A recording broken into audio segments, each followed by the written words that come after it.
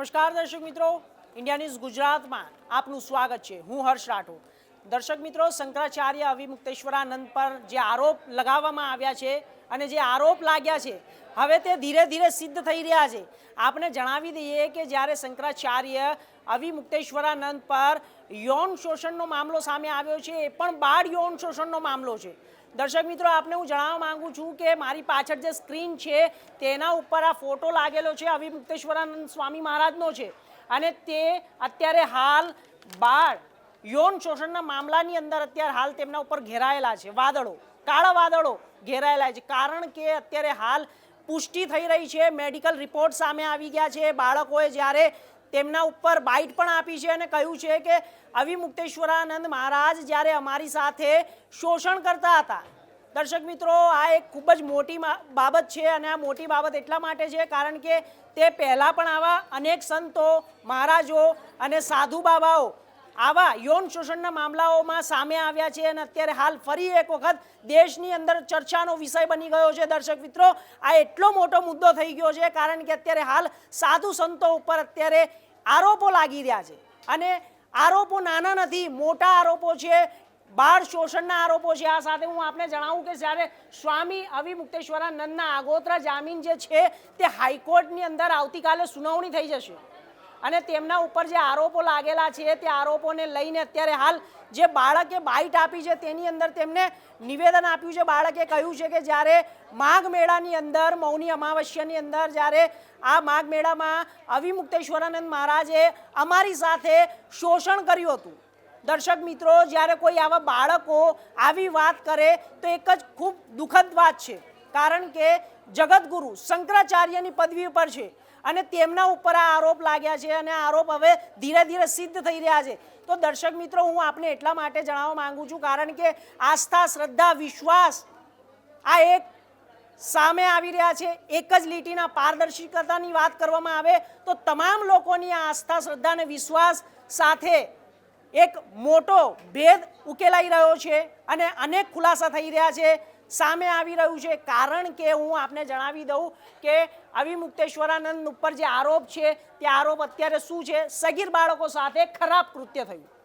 બીજી વાત છે મેડિકલ રિપોર્ટની અંદર પુષ્ટિ થઈ। ત્રીજી વાત છે પીડિત બાળકોએ કહ્યું કે અવિમુક્તેશ્વરાનંદે અમારી સાથે શોષણ કર્યું છે।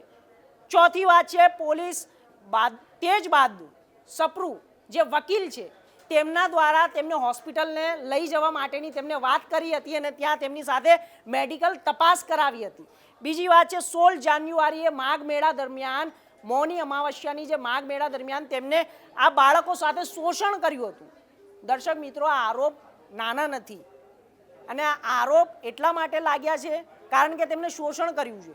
દર્શક મિત્રો, હું તમને એટલા માટે જણાવી રહ્યો છું કે આ પહેલાં પણ અનેક સાધુ બાબાઓ ઉપર આરોપો લાગેલા છે અને આવી રીતે આરોપો લાગતા હોય છે, પરંતુ શું લોકોનો વિશ્વાસ, શ્રદ્ધા અને જે લોકોની ભક્તિ છે, આસ્થા છે તે ઓછી થઈ રહી છે? કારણ કે હાલ જ આપને ખ્યાલ હશે કે કુંભ મેળો હતો, તે કુંભ મેળા દરમિયાન પણ ઘણા લોકો જે મેળાની અંદર જઈને સ્નાન કર્યું હતું, જ્યારે નાગા બાવાઓ પણ આવ્યા હતા અને સાધુ સંતો ઉપર લોકો વિશ્વાસ કરે છે, આંખ બંધ કરીને વિશ્વાસ કરે છે અને આંખ બંધ કરીને વિશ્વાસ કરતા હોય ત્યારે આવા સાધુ સંત ઉપર જ્યારે આરોપ લાગે તે કેટલું યોગ્ય છે? દર્શક મિત્રો, આ બટુક સાધુઓ છે। આ હું તમને જણાવું કે આ બટુક સાધુઓ છે। આ બટુક સાધુઓએ જ્યારે સ્વામી અવિમુક્તેશ્વરાનંદ ઉપર એક ખરાબ કૃત્ય, ગંદા કામ કરવાના આરોપો મૂક્યા છે અને તેની પુષ્ટિ થઈ, મેડિકલ રિપોર્ટ સામે આવ્યા।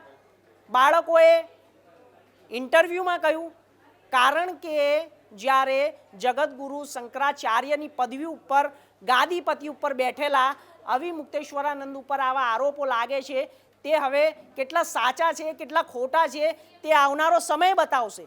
કારણ કે અત્યારે જે લોકો દેશની અંદર વાત કરી રહ્યા છે કે આસ્થા અને વિશ્વાસના નામે જ્યારે લોકોની સાથે છેતરપિંડી થઈ રહી છે અને આ છેતરપિંડીનું સૌથી મોટું ઉદાહરણ મારી સામે છે અને આપની સામે છે એટલા માટે કારણ કે અવિમુક્તેશ્વરાનંદ જ્યારે હમણાં થોડાક સમય પહેલાં સ્નાન કરવા માટે ગયા હતા, પરંતુ ત્યાં એ મુદ્દાને લઈને અત્યારે હાલ દેશની અંદર એક ચર્ચાનો માહોલ બની ગયો હતો। ત્યાં તેમને સ્નાન ના કર્યું, પરંતુ એ સ્નાન ના કરવાને લઈને મુદ્દો અલગ હટી ગયો અને આ મુદ્દો સામે આવી ગયો અને તેમના ઉપર આરોપ લાગી ગયા કે બાળ યૌન શોષણનો મામલો છે.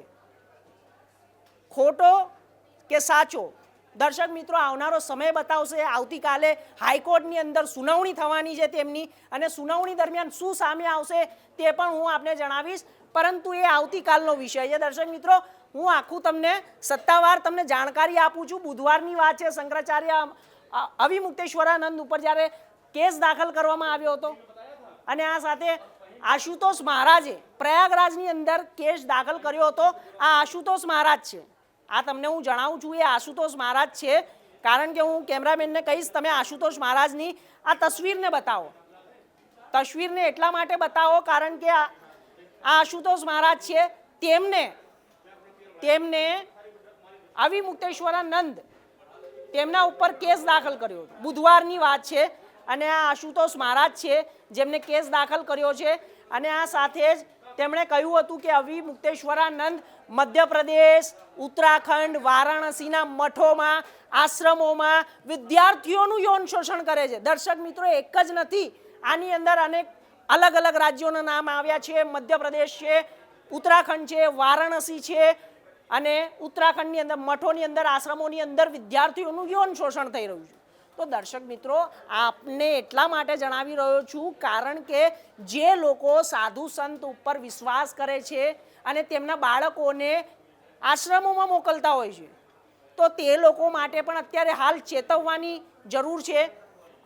આપને જણાવી દઈએ કે જ્યારે આશુતોષ મહારાજે કીધું કે અમારી પાસે બધા પુરાવા છે, તો તેમને કહ્યું કે મેડિકલ તપાસ થઈ, વિદ્યાર્થીએ મેડિકલ તપાસ કરાવી, રિપોર્ટ સામે આવ્યો, પુષ્ટિ થઈ અને તેની અંદર જાણવા મળ્યું કે બાળકનું શોષણ થયું છે. તો દર્શક મિત્રો, અહીંયા સાચું કોણ છે? આશુતોષ મહારાજ છે, અવિમુક્તેશ્વરાનંદ મહારાજ છે કે આ બાળકો છે જે આશ્રમની અંદર, મઠની અંદર આવે છે અને પોતે દીક્ષા લેવા માટે આવતા હોય છે? પરંતુ સાચું કોણ છે તે જાણવાનું ખૂબ જ મહત્વપૂર્ણ વિષય છે. આવતીકાલે આપણે જાણીશું. અત્યારે હાલ દેશ દુનિયા અને તમામ સમાચાર માટે જોતા રહો ઇન્ડિયા ન્યૂઝ ગુજરાત. નમસ્કાર.